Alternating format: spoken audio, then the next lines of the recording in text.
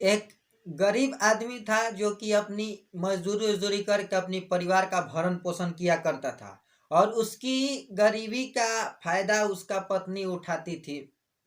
जब उसकी पैसों से उसकी शौकों पूरा नहीं होता, उसकी ज़रूरतों पूरा नहीं होता है, तो अपनी खूबसूरती का फ़ायदा उठाती है, और खूबसूरती का फ़ायदा उठाकर वहीं के एक बिजनेसमैन को, यानी मार्बल या टाइल्स के दुकान वाले को, अपनी हौस का शिकार बनाती है। और शिकार बनाने के बाद उसके साथ ब्लैकमेल करती है, उसके साथ संबंध बनाती है, और संबंध बना के उसको कुछ अश्लील वीडियो, अश्लील फोटोज खींच कर क्लिक करके रखती है। और जब भी उसको जरूरत पड़ता था तब भी उसको ब्लैकमेल करती थी और रुपया की वसूली करती थी।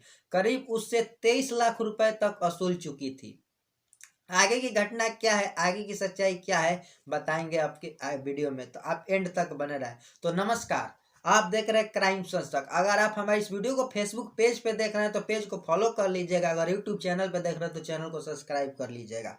तो आज की जो सच्ची घटना है, एक दिन वहाँ के अचानक व्यापारी था एक नगौर जिले की, जो कि उसकी टाइल्स की दुकानें थी, टाइल्स की मार्बल की दुकानें थी। वो अचानक एक दिन गायब हो जाता है, और गायब होने के बाद जब उसकी घर वालों को उसकी खबर मिलती है तो परेशान हो जाते हैं, और जाकर वो पुलिस कंप्लेन लिखवाते हैं, पुलिस के पास कंप्लेन लिखवाते हैं कि हमारा जो व्यक्ति है, घर का आदमी है, वो गायब हो चुका है काफ़ी 2 दिनों से, वो मिल नहीं रहा है। सुबह में दुकान खोलने गया था, और दुकान खोल के बाकी शाम को वापस नहीं आया। पुलिस जो होती है उसकी छानबीन वहाँ से शुरू कर देती है, कंप्लेन लिख लेना। जब छानबीन शुरू करती है तो वहाँ के जाकर हर एक फोटो के, हर एक सीसीटीवी कैमरे को, हर एक फोटोज को वो चेक करती है। चेक करने के बाद उससे कहीं कोई सबूत नहीं मिलता है। तभी कुछ समय बाद, कुछ दिनों के बाद उसे एक आदमी मिलता है जो कि आत्महत्या करने जा रहा था।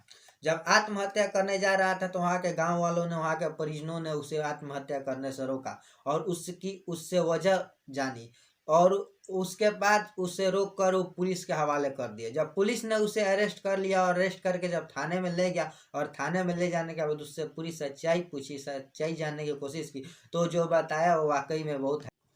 उसके बाद पुलिस उस व्यापारी से पूछताछ करता है, तो व्यापारी बताता है कि सर, यहीं के पास की रहने वाली, गुड़ावती की रहने वाली एक रेखा नाम की लड़की है, रेखा नाम की महिला है, जिसकी उम्र लगभग 28 साल की है, और उसका एक पति है जो कि हमारे ही मार्बल कंपनी में पत्थर उत्थर काटने का काम करता था, और वो उसका ख्वाहिश वो पूरा नहीं कर पाता था, इसलिए वो अपनी ख्वाहिशों को पूरा करने के लिए वो हमसे हमसे बातचीत शुरू किया। बातचीत शुरू करते करते वो हमें अपने प्यार के जालों में फंसाया। उसके बाद हम लोग जब एक दूसरे के आकर्षित हो गए, जब एक दूसरे के करीब आ गए, तो उसके बाद वो हमारे साथ संबंधें बनाई, और संबंध बनाई हमारे साथ कुछ अश्लील फोटोज निकाली, अश्लील वीडियो निकाली, और उसी वीडियो का माध्यम से वो हमें ब्लैकमेल करना चाहती है।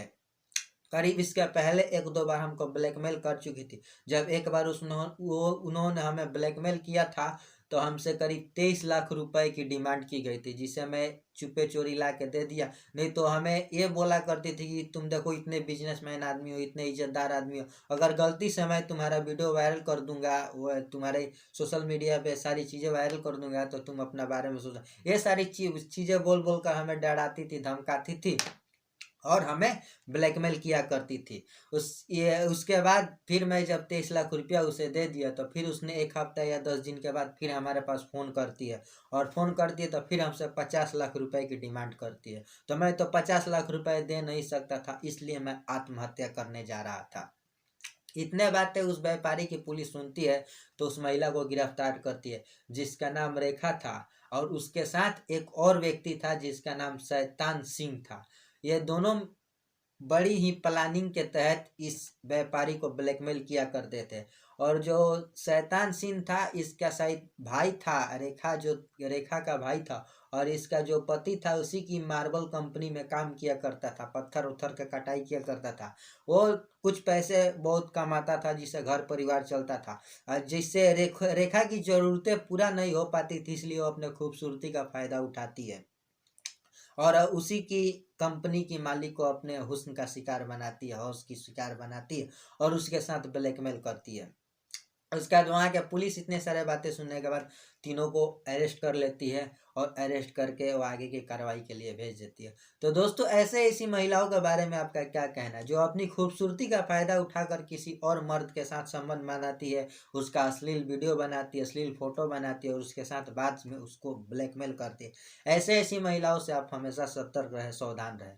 तो हमारा वीडियो बनाने का मकसद किसी को हैरान परेशान करना नहीं है, ना ही किसी को भावनाओं को ठेस पहुंचाना है।